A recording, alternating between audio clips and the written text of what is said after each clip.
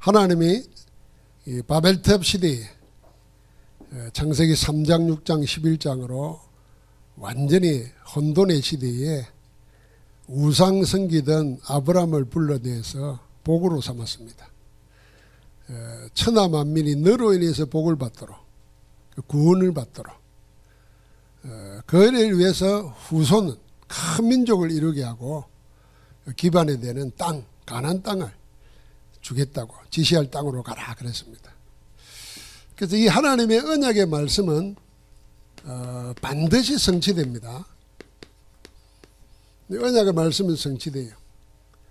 이 하나님의 말씀은 반드시 성취되기 때문에 그 일을 하는 것이 전도입니다. 그걸 보고 우리는 말씀 운동이라는 겁니다. 반드시 성취되는 말씀 운동 속에 나도 있고 우리 교회도 있고 현장도 있어야 됩니다. 그게 성삼위 하나님의 시간표 속에 있는 겁니다. 자, 다시 정리합니다. 하나님의 말씀은 살았고 하나님이 주신 언약은 반드시 성취됩니다. 하나님이 성취하시지요. 자, 그 일을 하는 것을 보고 말씀 운동이라는 겁니다. 이런 구약시대 때도 지금 있는 거예요. 하나님이 족장시대 때는 아브라함 가문을 통해서 그걸 우리에게 이정표로 보여줍니다. 그래서 우리도 교회도 현장도 이 말씀 운동 속에 있어야 되는 겁니다. 자, 오늘 그걸 붙잡아야 되겠습니다.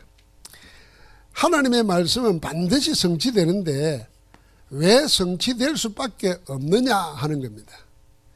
그것은 성삼위 하나님은 영원하신 하나님이십니다. 이 영원하신 하나님이 우리에게 주신 것이 뭐냐면은 구원의 복음입니다. 구원의 복음이에요. 이걸 에베소서 1장 3절부터 14절까지 보면은 성부 하나님, 성자 예수 그리스도, 성령 하나님께서 우리를 구원하시는 이 복음에 똑같이 역사했습니다. 성부 하나님은 우리를 영세전에 택정해 놨어요. 예정해 놨어요. 그러니까 우리가 전도해서 믿는 게 아니고 하나님이 구원하시기로 작정해 놨어요. 그래서 여러분과 나도 그렇게 믿게 된 거예요. 그리스도께서는 하나님 만나는데 그 택정하심이 이루어지도록 방해되는 모든 것을 다 해결했어요. 그게 십자가와 부활입니다. 우리의 죄를 완전히 다 소멸시켰습니다.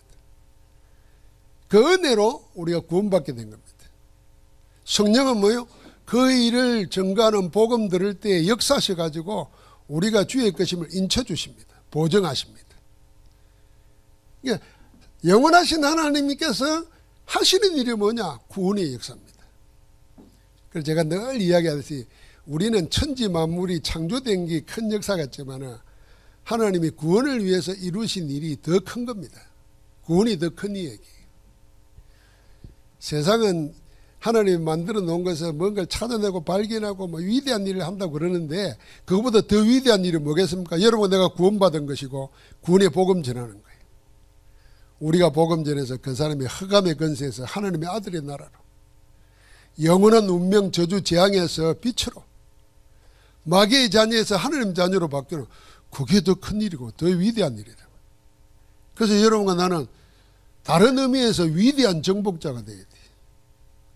우리 위대한 정복자 많이 읽었잖아요. 북극을 탐험한 사람, 마젤란, 콜럼버스 그랬잖아요. 우리가 이 구원의 여정을 가는 우리가 더 위대한 정복자예요. 믿습니까? 안 믿는 것 같은데? 믿어져야 됩니다. 그럼 우리 이 구원의 내용이 뭡니까? 복음을 이해했다 그럴 때에 이 세 가지는 꼭 기억해야 됩니다. 우리를 죄와 저주에서, 흑암에서 완전히 해방시켜버린 겁니다. 해방과 함께 생명의 자유를 누리게 하시는 겁니다. 여러분, 이게 복음의 첫 번째예요. 그래서 골로새서 1장 13절에 흑암의 권세에서 그의 사랑의 아들의 나라로 옮기셨으니 그랬어요. 우리가 구원받은 거는요, 우리의 적이 바뀐 겁니다. 내 본적이, 내 원적이 바뀌어버린 거예요. 그래서 망할 수가 없어요. 망한다고 생각하는 것은 그 속는 거예요. 구원의 비밀을 몰라서 그런 거예요. 그럼 우리를 구원시켜 놓고는 어떻게 하시느냐? 성삼위 하나님께서 세상 끝날까지 우리와 함께 하십니다. 무엇으로요? 성령으로. 육신의 것은 항상 함께 못해요. 그런데 영은 어디에나 함께 하십니다. 이게 보좌의 축복이에요. 그래서 구원의 비밀은 임마누엘입니다. 하나님이 지금 나와 함께 우리와 함께 영원히 함께 하신다. 내가 하는 일 속에도 하나님 함께 하신다. 그래서 우리가 복음 깨달은 자가 일하는 것은 일이 아니에요. 그게 전도고 선교고. 그러니까 자연히 렘넌트가 복음 깨달은 자가 공부하는 것도 그게 전도 선교라니까. 그러니까 하나님이 주신 힘으로 해야 되는 거예요. 그러면서 우리에게는 뭡니까? 이 구원의 복음의 내용이 주인이 내가 아니라는 겁니다. 내가 주인이 아니에요. 자꾸 내가 주인 노릇 하려고 그래요. 세상은 이거 가르친다니까요. 너를 찾아내라. 네가 네 주인이다. 네 속에 어마어마한 게 있다. 거인을 깨우라. 이런 말들 전부 다 뭐요? 나를 주인 삼게 만들려는 거예요. 그럼 우리의 주인은 누구요? 성삼위 하나님이 우리의 주인이세요. 그게 갈라디아서 2장 20절이에요. 자, 이 복음이 반드시 성취되는데 우리에게는 하나님의 성격을 통해서 그 성취되는 이정표를 다 남겨놨어요. 그 남겨놓은 가운데 아브라함이 일어나기 전까지의 내용이잖아요.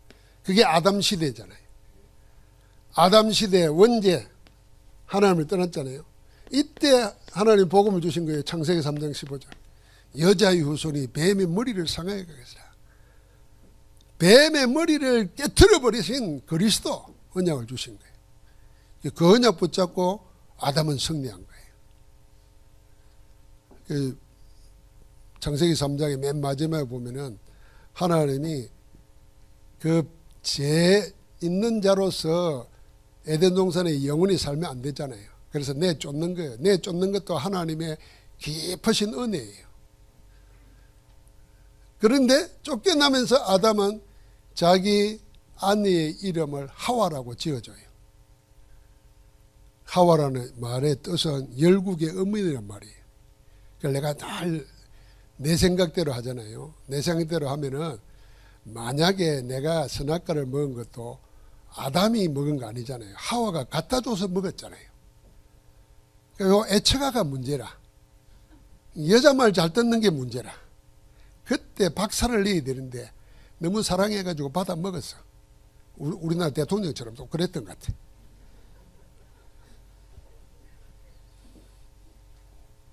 그러면 평생 이 하와 원망하고 살아야 되잖아요. 이름도 없었다니까. 그죠? 그런데 창세기 3장 15절을 딱 발견한 거예요. 아, 여자가 한 게 아니고 이 여자를 속여서 나를 정복한 사단이 한 짓이구나.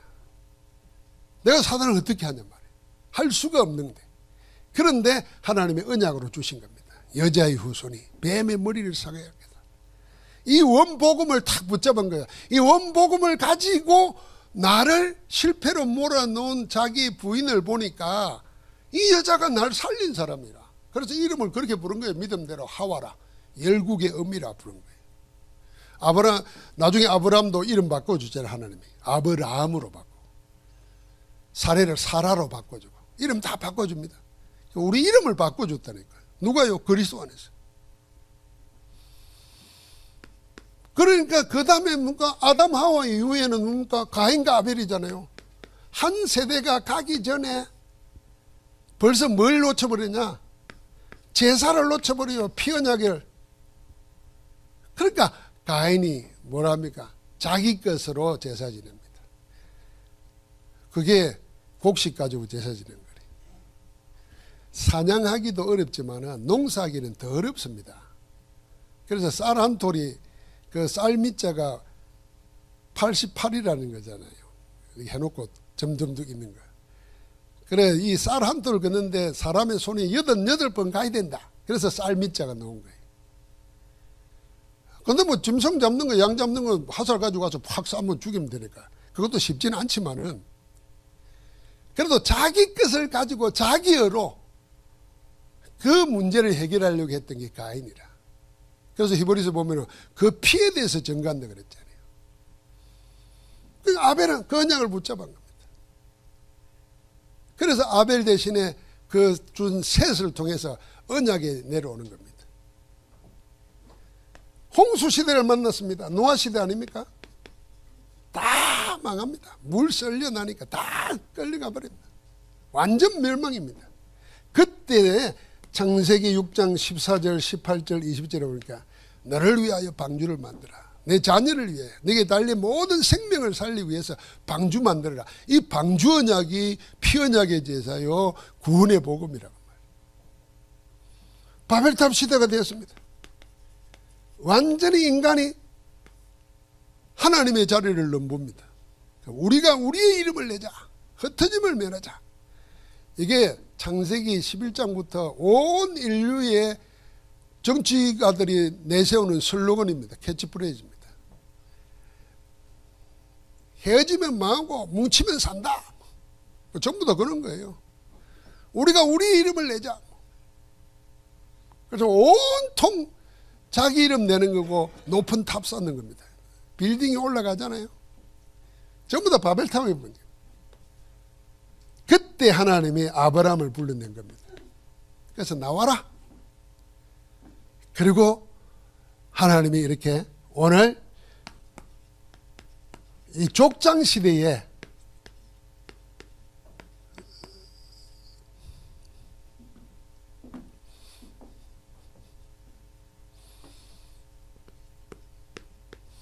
이 족장 시대에 어떻게 말씀이 성취되는가 하는 것을 우리에게 보여주는 겁니다. 그래서 아브람과 이삭 이렇게 같이 보고요. 그 다음에 야곱, 그 다음에 요셉. 아브람에게 주신 이 언약이 4대를 거쳐가면서 완전히 성취되는 걸 하나님이 한 가문을 통해서 보여주는 겁니다. 오늘 우리가 성경을 읽으면서 예수 그리스도 복음의 눈을 가지고 창세기부터 요한계시록까지 말씀을 통해서 이 언약 성취의 폭을 넓혀야 됩니다. 그래야 복음이 깊어지는 겁니다. 어디에나 하나님은 이걸 이야기하고 있다니까요. 그래야 하나님을 깊이 알게 되고 복음을 깊이 누리게 됩니다. 자, 그 첫 번째로 아브라함과 이삭을 보십시오. 하나님이 아브라함을 불려낼 때에 세 가지를 약속했어요. 지시할 땅을 가라 그랬어요. 그 다음에 큰 민족을 이루겠다 그랬어요. 후손을 주겠다고 약속했어요. 세 번째 준 게 뭡니까? 천하 만민이 너로 인해 복을 받을 것이다. 세계 통치권, 세계 복음화 말씀을 준 겁니다. 예수님이 우리에게 준 것도 꼭 그대로입니다. 항상 세 가지 줍니다. 땅과 후손과 세계를 주는 겁니다. 아이고 목사님 나는 뭐 결혼해도 애가 없는데요. 그래서 뭐합니까? 복음 전도에서 영적인 자녀 주라는 거예요. 이거는 많이 나올수록 유익이에요. 그렇잖아요. 그러니까 땅 주시고 후손 주고 세계 주겠다는 겁니다. 이게 아브라함에게 준 언약이고 창세기는 이 이후부터 12장부터는 이 언약을 하나님이 어떻게 이루셨는가 그걸 보여주는 겁니다. 그게 지금 이게 한 가문을 통해서 이게 전부 다 족장이란 말이에요. 족장을 통해서 노는 겁니다. 창세기를 이 눈으로 보면은 신나요. 야, 사단은 이렇게 방해하고 사람은 스스로 속아가지고 이러는데 하나님은 기어코 그 일을 이루고 계시는구나. 제가 그래서 찾아낸 말이 있습니다. 하나님은 당신이 말씀하신 말씀에 신실하십니다. 우리는 늘 그걸 놓쳐버리고 원망불평하면서 속습니다. 그래서 속지만 않으면 된다는 거예요. 같이 합시다. 지금도 말씀을 이루고 계신다. 하나님은 지금도 당신이 하신 언약을 이루고 계시는 겁니다. 그 속에 내 인생이 있다. 나는 그 속에 있어야 되겠다. 이 언약을 붙잡아야 돼요. 그렇게 여러분 발견하면 틀림없습니다. 아브라함이 이걸 못 깨닫고 무지했어요. 못 깨달을 때 뭐 했습니까? 계속 실수하면서 죽도록 고생합니다. 이 고생을 계속하는 거예요. 그러니까 뭘 못 이겼냐면요, 주변에 일어나는 세상의 여건, 조건을 못 견딥니다. 그래 나왔잖아요. 나온데 기근이 들었어요. 그러니까 어디 합니까? 당장 멀 것 찾아서 세상 속으로 내려갑니다. 애굽으로. 하나님이 그 속에서 큰 재산을 가지고 놓게 만들어요. 그러니까 이번에는 또 뭐합니까? 이 조카 롯하고 하나밖에 없는 롯하고 재산 싸움 납니다. 재산 싸움. 끝없는 분쟁 속에 계속 휘말리는 거예요. 언제까지요? 깨달을 때까지. 아브라함이 드디어 이걸 깨달은 겁니다. 깨달아 가지고 택한 게 뭡니까? 그게 창세기 13장 18절이에요. 상수리 눕불 사이에 제단을 생각. 여호와 이름을 불렀더라 그랬어요. 롯이 아브라함을 떠난 후에 그랬어요. 사실은 아브라함이 이제 갈라서자 그랬어요. 사실은 그때까지는 롯은 아브라함의 모든 것이었습니다. 유일한 것이었습니다. 내 대를 이을 유일한 사람. 남이 보면은 좋아합니다. 아버지도 없는 고아된 조카 롯을 삼촌이 대신 맡아서 키운다 그러니까 남들은 보면은 참 아브라함 위대하다 그럽니다. 참 착하다 그럽니다. 사람은 여기에 속아 넘어갑니다. 하나님은 그게 불신앙이라는 거예요. 나중에 깨닫잖아요. 그래서 네가 택해라. 네가 자하면 내가 우하고 네가 우하면 내가 자하겠다. 선택권을 먼저 줍니다. 롯은 뭘 따라갑니까? 세상 따라갔어요. 아브라함은 그때 정리하고 하나님 앞에 단을 쌓기 시작합니다. 언약 붙잡고 기도하기 시작한 거예요. 여러분 우리가 그래서 예배 바로 알고 기도 바로 알면은 생이 바뀌지는 시작이 거기에 있다니까요. 날 예배 드리는 거 그렇게 생각하면 큰일 나요. 이 교육자들은 더 조심해야 돼요. 늘 예배하는 거. 뭐 예배 무슨 관리자처럼. 아니에요. 내가 예배자로 서야 돼요. 그래서 내 신앙생활, 내 목회 철학은 세 가지입니다. 모든 성도뿐만 아니라 나까지도 세 가지. 예배자, 응답자, 전도자로 살자. 예배의 축복을 누려야 돼요. 예배 달라졌는데 하나님이 그때 뭐 했습니까? 다 양보해버렸는데 가병 318명을 집에서 먹이고 키우고 키우는 정도가 아니에요. 월급만 받아 먹고 충성 안 할 텐데 전쟁터에 생명 걸고 나가잖아요. 그러니까 이건 다른 차원이에요. 완전 제재화시켰다 그 말이에요. 내가 주는 월급만 먹고 내 욕하는 사람 얼마나 많아요. 그거 다 실패하는 거예요. 내가 해주는 다 먹고 부모 원망하는 자식은 또 얼마나 많아요. 아브라함은 그게 아니었다니까요.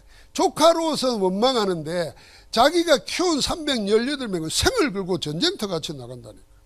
이게 제자예요, 제자. 달라지는 겁니다. 그러다가 누굴 통해서요? 이삭과 함께 모리아산에서 번제를 드리면서 체험하잖아요. 뭘 체험합니까? 요 언약을 체험하는 겁니다. 메시아 언약을. 내가 죽어야 할 자리 대신에 하나님이 예비하신 수양을, 그러면서 수양을 죽는 것을 보면서 수양의 피를 보면서 뭘 생각합니까? 나 대신 죽는구나. 나를 위해 죽는구나. 예수 그리스도의 십자가 볼 때 우리가 그렇게 봐야 돼요. 이삭처럼 아브라함처럼. 저건 내가 죽어야 되는데, 내 죄값으로 죽어야 되는데 그리스도께서 나를 대신하셨구나. 하나님이 나를 살리셨구나. 내가 나를 위해 살 필요가 없구나. 나를 대신하신 그리스도를 위해서 나는 살아야 되겠구나. 갈라디아 2장 20절에 나온 거예요. 하나님 분명히 언약을 줬어요. 이 언약을 이루고 계시는데 그거 깨닫기까지는 죽을 고생하는 겁니다. 그러나 그 언약을 딱 몸에 각인시켜 버리니까 그때부터 이삭에게 준 축복이 뭡니까? 그게 창세기 26개장이에요. 1년 농사에서 100배를 거두고 나중에 다 양보하잖아요. 뭐 그때는 파가지고 석유가 나오면 망하는 거예요. 물이 나와야 되는 거예요. 양을 키워야 되는 거예요. 파는 데마다 물 나오잖아요. 샘이 나오는 거예요. 그렇게 또 와서 뺏고 하니까 다 양보해 버립니다. 나중에는 양보 못할 생근원을 찾아버려요. 물의 근원을.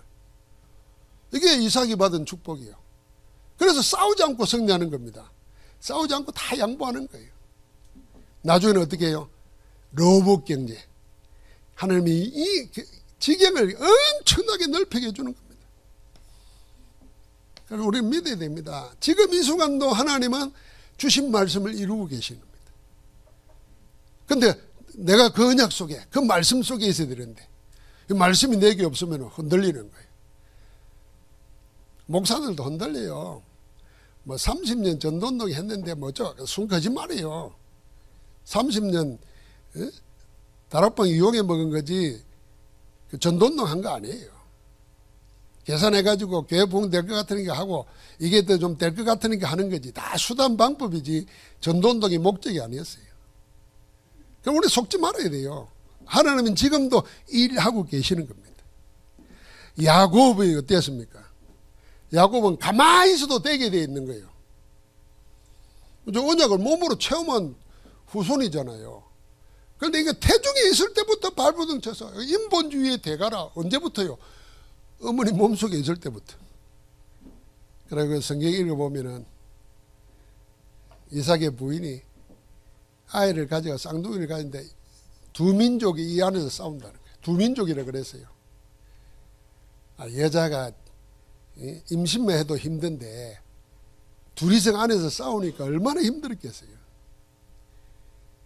나중에 야곱이요 기어코 놀라고 얼마나 놀라고 그 형의 발꿈치를 잡았다 그러잖아요. 그러니까 태중에서부터 인본주의라. 이게 타고나기를 인본주의로 타고났어요. 그러니까 믿고 가만히 있으면 하나님이 이루어 가실 건데 자꾸 자기가 뭘 하려고 그래요. 그래서 결국은 뭐합니까? 결국은 아버지도 속이고 형의 그 축복도 빼앗아가지고 도망자가 됩니다. 여러분 내가 믿고 기다리며 누리면 되는데 자꾸 그걸 못 기다리고 딴짓 하다가 인본주의 쓰다가 결국은 뭐냐면은 도망자라는 게 뭐겠습니까? 평안이 없는 겁니다. 늘 남의 눈치 살펴야 되니까 잠도 한번 편히 못 자는 거예요. 여러분 영화 도망자 같은 거 보십시오. 사는 게 아닙니다. 늘 쫓기고 사는 거예요. 그러다가 쓰러져 잠을 자다가 하나님께서 찾아오셔가지고 약속을 하십니다. 그게 베델입니다. 베델의 언약을 확인시켜줍니다. 이거 가지고 또 붙잡고 살면 되는데 예삼촌 집에 가가지고 일가를 이루고 12 아들을 데리고 놓을 때까지 끝없는 분쟁, 재산 싸움을 합니다. 가만히 있어도 하나님이 땅을 주고 후손을 주고 세계를 장악하는 언약을 할아버지 때부터 받은 건데 아버지가 그 축복을 받은 정은 속에서 자랐는데도 이게 안 되는 겁니다. 그렇게 복을 받아 놓고도 형의 장자권을 뺏어 놓고도 가만히 있어도 될 텐데 그걸 쥐가 이루려고 발부둥 치다가 고생하는 거예요. 지금도 우리가 그래서 인본주의는 무섭습니다. 하나님께 맡기고 기도한다. 이거는요 하나님을 모르면 할 수 없는 겁니다. 정말 맡기는 기도, 누리는 기도, 기다리는 기도, 복음 누리는 기도 하나님을 모르면 못합니다. 다 예배하고 제사하고 헌금 내는 것도요 그걸 빨리 이루기 위해서 하는 인본주의일 수도 있어요. 그래서 유 목사님 그러잖아요. 오기헌금이 있대요. 오기헌금. 오기헌금. 싸우다가 내가 네보다 많이 할 거야. 이 오기헌금. 이게 헌금이겠습니까? 오기를 하는 겁니다. 교회가 갈라지고 나누면요 내가 저 교회마다 가야지 이래가지고 막 헌금합니다. 집도 바치고 막 해가지고 그런 헌금은 이 야곱이 그런 거예요. 그런 거. 그런데 아무리 해도 안 되는 게 하나 있습니다. 그게 뭡니까? 이게 요셉에게는 원죄와 같이 딱 걸려 있는 거예요. 그게 에서입니다. 에서. 형이 몇십 년 만에 동생이 돌아온다 그러면 환영할 줄 알았는데 언금을 보내봐도 안 되고 사람을 보내도 안 되고 오히려 군사 400명을 이끌고 죽이려고 찾아왔다니까. 그래서 약복강변에서 홀로 남았습니다. 혼자. 이 혼자 있는 시간이 야곱에게는 축복이었습니다. 그래서 우리가 문제 앞에 걱정하지 말고 하나님 앞에 홀로 서는 것. 이 홀로 서는 기도의 싸움이 있어야 돼요. 하나님 여기에서 뭘 주십니까? 네 이름을 야곱이라 하지 말고 이스라엘이라 하라. 하나님과 사람과 괴로워 이긴 자라. 그리고는 뭡니까? 12지파. 이스라엘의 12지파가 납니다. 영원한 이름, 영광스러운 이름으로 바꿔줍니다. 야곱은 할아버지 때 약속했던 땅 후손 3개를 다 차지합니다. 이제는 영적으로까지 뭡니까? 12지파를 가지고. 반드시 언약은 성취된다는 걸 알아야 됩니다. 이 언약의 흐름은 계속 있는 거예요. 이 흐름 속에 우리가 항상 있어야 되는 겁니다. 그게 말씀 붙잡고 기도하는 겁니다. 그리고 확인하는 거예요. 내 현장 속에. 여러분, 내가 우상에 묶여있고 사단에게 눌려있고 있는 사람에게 복음을 전해서 그 사람이 영접한다. 그 우리가 늘 이야기하는 하나님 나라가 그게 임한 거예요. 사단의 나라 왕국이 무너지고 하나님 나라가 세워진 거예요. 여러분, 이건 천지 창조보다도 더 큰 역사라니까. 그래서 전도자들은 내 인생의 하나님 앞에 지극히 큰 상급이 뭐냐? 바울은 바로 너희다 그랬잖아요. 복음을 듣고 구원받아 전도자 된 너희가 내 상급이고 기쁨이라는 거예요. 하나님 앞에서. 여러분, 그거 우리가 축복 뺏기면 안 돼요. 되찾아야 돼요. 그래서 영접운동하는 겁니다. 그래서 다락방 하는 거예요. 그 시작을 뭐예요? 언약 붙잡고 기도하면서 하시는 겁니다. 드디어 요셉이 왔습니다. 이 요셉은 어릴 때부터 이 언약 성취를 완전히 자기 것으로 만들었습니다. 그래서 꿈으로 나타났고 그 꿈 때문에 노예로 팔려가는 것도 주저하지 않았습니다. 노예로 가느냐 꿈을 찾느냐, 그런 꿈을 붙잡고 노예가 됐습니다. 노예되기 싫어서 다 꿈을 버리잖아요. 언약을 버리잖아요. 그런데 요셉은 언약을 붙잡고 노예로 가는 걸 자청한 거나 마찬가지입니다. 그러니까 어릴 때부터 언약 붙잡고 언약 없는 백성을 보면서 하나님의 비전을 봤습니다. 그리고는 뭡니까? 그걸 나의 꿈으로 24가 된 거예요. 그러니까 하나님이 새겨주십니다. 이미지 25 안 바뀌는 겁니다. 영원한 작품이 생긴 겁니다. 그게 요셉이에요. 요셉은 그래서 하나님께서 요셉을 뭐라 그랬습니까? 왕 앞에 세웠다는 거예요.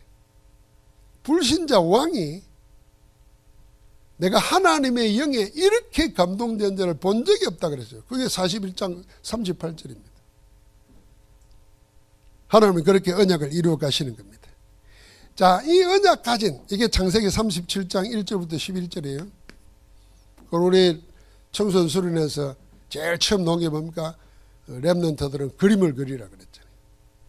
그림을 찾아야 되는 거예요. 그럼 그때부터 뭐가 됩니까? 모든 것은 전부 다 하나님이 언약을 이루시는 여정입니다. 여정. 노예로 간 것도 감옥에 들어간 것도 여정이에요. 언약을 이루는 여정 속에 있는 거예요.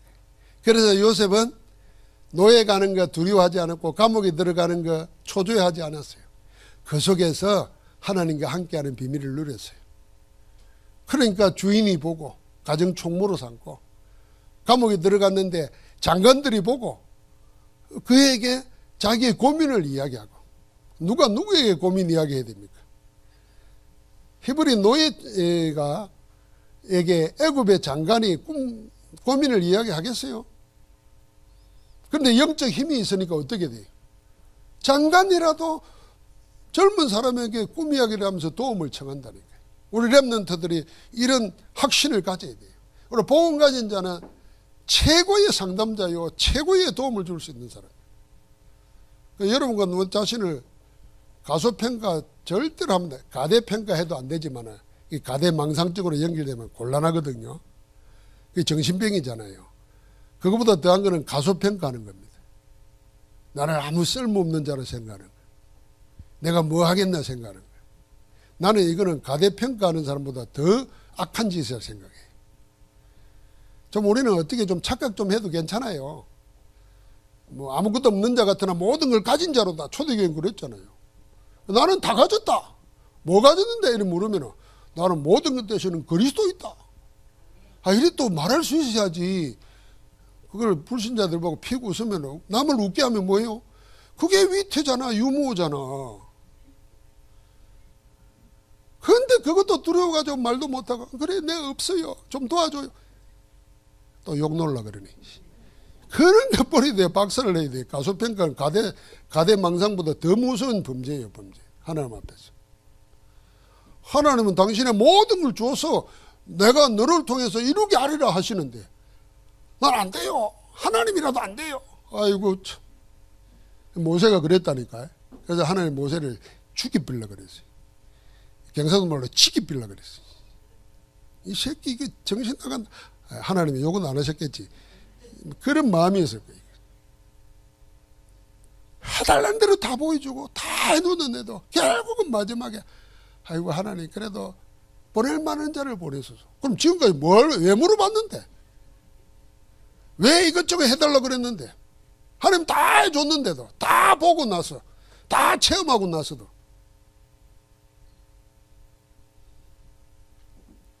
그 내 모습이 발견 안 됩니까?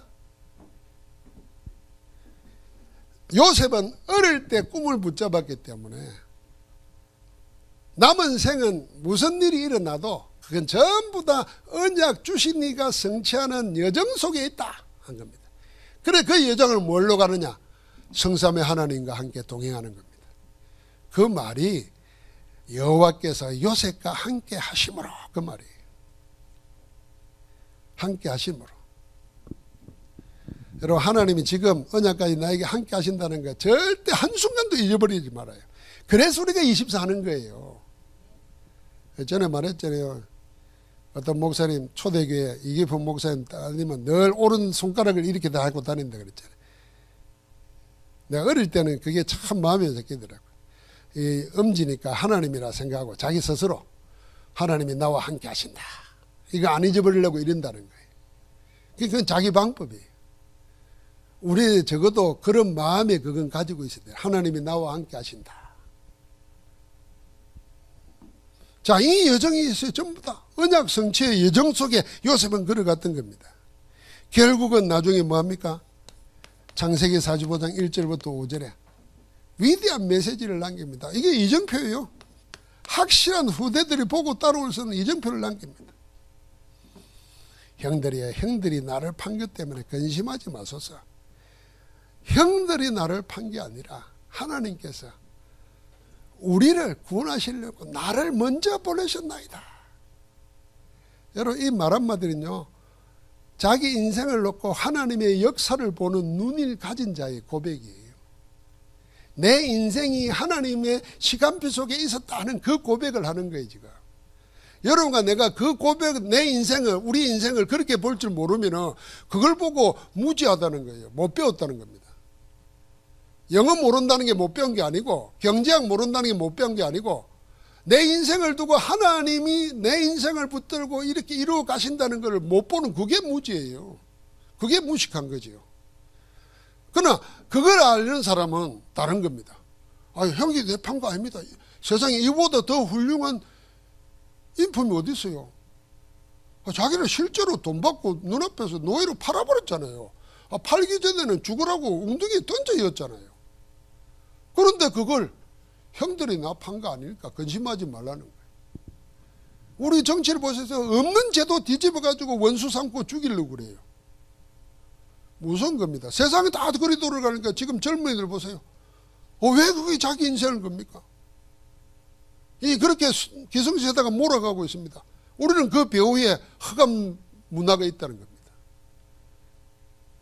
속으면 안 돼요. 아니 그 법원을 깨부수고 불지르려고 했던 내가 19살이래. 19살. 덩치는 크더만은. 그런 게 어떻게 되겠어요? 그걸 누가 이용했겠어요? 무서운 겁니다, 여러분. 이건 자아가 옳고 우가 옳고 이런 게 아니잖아요. 한 인생을 정치라는 거 가지고 몰아였습니다. 그게 진리도 아닌데 말이죠. 그 배후에 사단이 있는 겁니다. 우리는 그래서 영적인 항상 싸움의 본질을 알아야 된다는 거예요. 그 사단이 복음 막으려고 온갖 수단 방법을 동원하는 겁니다. 당하지 말아야 돼요. 그런데 요셉 보십시오. 형들이 아니라니까요. 당신이 아니라니까요. 하나님이 우리를 구원하려고 나를 먼저 보낸 겁니다. 나는 그걸 알고 따라온 겁니다. 이 말이에요. 근데 형들은 못 깨달아요. 그러니까 아버지 죽고 나니까 또 이제 큰일 났구나. 아버지 때문에 우리를 봐줬는데 이제 아버지 죽고 나니까 우리를 죽일 거 아니냐. 요셉이 엉엉 울었잖아요. 형들이요. 염려하지 마세요. 걱정하지 마세요. 내가 형들뿐만 아니라 형들의 후손의 후손까지 내가 그들의 생명을 지키리다. 이정표를 남깁니다. 여기에서 우리가 기억해야 될 거, 다 문제 있고 실수했잖아요. 그런데 그 모자라는 것, 그 실수, 그 약한 것이 언약 성취하는 하나님의 역사를 막을 수가 없었다는 겁니다. 그래서 우리는 막을 수 없는 하나님의 언약의 말씀 속에 내가 있다는 걸 늘 발견해야 돼요. 그걸 보고 눈 열렸다는 거예요. 무슨 눈? 영안이 열렸다는 거예요. 이 안에 어마어마한 말을 할 수 있는 거예요. 그래서 눈 열려야 됩니다. 그래서 우리가 복음 체험하고 복음 깨닫고 나면 제일 먼저 하는 게 보는 게 달라지는 거잖아요. 아담이 자기 아내 보는 눈이 달라졌어요. 베드로와 요한이 40년 동안 보았던 안전뱅이 보는 눈이 달라져서 영적으로 보기 시작했어요. 여러분, 보는 게 달라지면요, 눈이 번쩍 뜨입니다. 번쩍 뜨는 정도 아니라 모든 가치관이 달라집니다. 그때부터 나는 다른 존재가 돼요. 이 기쁨이 어마어마한지 몰라요. 그러니까 바울은 다 버리고 나는 그리스도께 발견된 그걸 잡으려고 쫓아간다 그랬어요. 우리 인생에 이런 즐거운 기쁨이 있어야 되지 않겠어요? 이건 나하고 관계없어요. 성령께서 깨닫게 하시는 거니까. 그리고 붙잡아야 됩니다. 그래서 지금 여러분과 나는 어디 속에요? 하나님께서 말씀을 성취하는 그 속에 내가 있다. 이걸 늘 알고, 그리고 여기서 우리의 감사가 나오고 기도가 나오고 모든 게 나와야 돼요. 그래서 성삼위 하나님이 내 육신 속에, 내 영혼 속에, 내 삶 속에 임하게 하옵소서. 성삼위 하나님의 역사가 내 육, 내 영혼, 내 삶 속에. 창세기 1장 27절, 2장 7절, 2장 18절. 보좌의 축복 속이, 보좌의 능력, 보좌의 축복이 내 안에, 내 영혼에, 내 삶에. 그래서 우리는 여러분과 내가 이제는 말씀 성취 팀을 찾아야 됩니다. 말씀 성취 팀. 우리 각자가 하나님 언약 붙잡고 기도하다 그 말씀이 내게 성취되는 거야. 사도행전 보면서 첫 번째, 두 번째 설교의 키가 뭐냐면은 하나님의 언약은 반드시 성취되는데 신자들이 신앙생활하면서 그걸 못 본 거예요. 그걸 체험 못한 거예요. 하나님은 살아있고 말씀이 살아있고 믿는 자에게 성취되는 걸 못 보고 다른 걸 열심히 하는 거예요. 그러니까 하면 할수록 바닷물 마신 것처럼 막 고갈되고 갈급해져요. 그래서 막 찾는 게 엉뚱한 거 찾아요. 속으면 안 됩니다. 그래서 우리는 뭡니까?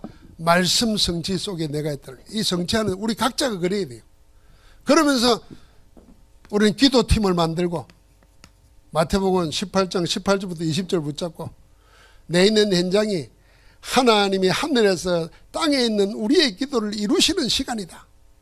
다락방을 붙잡고 그러면서 뭡니까? 현장 찾아 살리는 전도팀을 구성하는 겁니다. 오늘은 창세기입니다. 족장시대를 통해서 언약을 주신 하나님은 반드시 언약을 성취하십니다. 그 성취의 이정표로 우리를 부르셨습니다. 이번 설명절 기간 쉬시면서 하나님이 나에게 주신 말씀 붙잡고 영혼의 응답 시작하는 축복이 넘치기를 주의 이름으로 축원합니다. 하나님 감사합니다. 우리를 성취되는 언약 말씀 운동 속에 있게 하심을 감사합니다. 하나님 아브라함의 가문처럼 우리의 가문에 말씀 성취의 역사가 일어나게 하옵소서. 하나님 우리 전부가 말씀 운동 속에 정인으로 나설 수 있도록 축복하옵소서. 예수 그리스도 이름으로 기도합니다. 아멘.